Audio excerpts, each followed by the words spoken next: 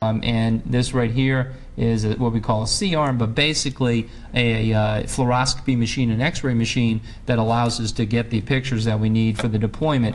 So the whole setup is somewhat different, but it is done in an operating room. It's done with the same anesthesia folks we routinely use, and it's done in an environment that we are able to do anything. God forbid any problems arise.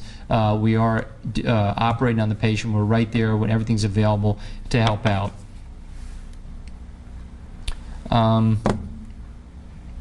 Anything else you want me to?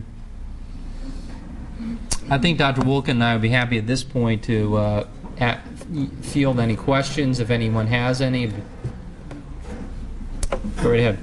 You mentioned a new stent that was just approved by FDA.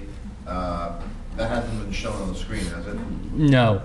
Yeah. What advantage is that? Yeah, kind of a complicated issue. Basically, one of the major issues with the stent grafts, and we've become convinced in the last couple of years that these devices are of great benefit to a significant percent of our patients.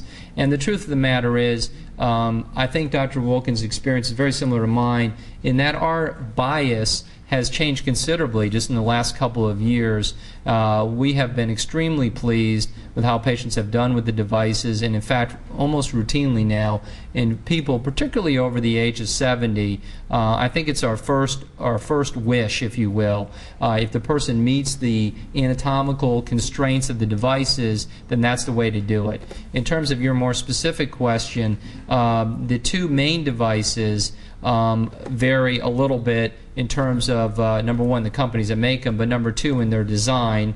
The devices are similar in that they are basically an upside-down Y, a bifurcated graft we call them. The newer graft that was just approved basically has a larger diameter than the other two grafts. And it also has something the other two don't have, and that is the ability to get a fix in the aorta above the kidney arteries, what we call transrenal fixation. And that may expand the number of patients that are candidates for this. As I said, about 50% of people right now are candidates for this approach. That number in the ensuing years may increase if this particular device and another one similar to it pans out. In other words, if the data is favorable. Is that being used in Europe prior to? Yeah, a lot of these devices actually have had much broader experience in Europe because they don't have the FDA, basically.